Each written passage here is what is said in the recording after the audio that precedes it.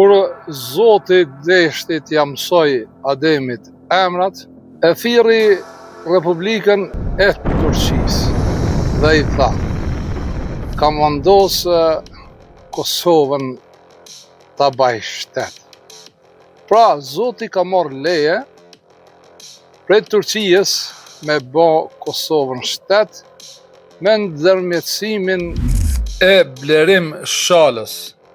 Citoj Blerim Shalën: Turqia i kishte thënë SBA-s se nëse Serbia bën në Kosovë atë që ka bërë në Bosnjë, të ndërhim pa e pyetur askënd.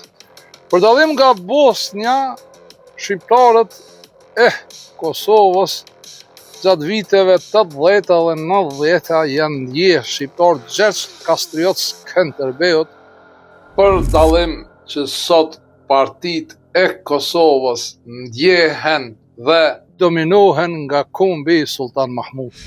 Sikur Turqia e desh ka Kosovën mbi baza religjioze, më e rëndësishme ka qenë me ndihmu Bosnjën se sa Kosovën, për shkak se Bosnja deklaroheshte se janë musliman dhe janë komb musliman.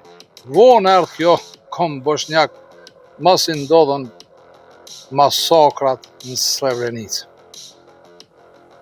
Pa u pastru Kosova, pa u nda Kosova prej mbetjeve osmane dhe jugoslave, nuk ecet përpara.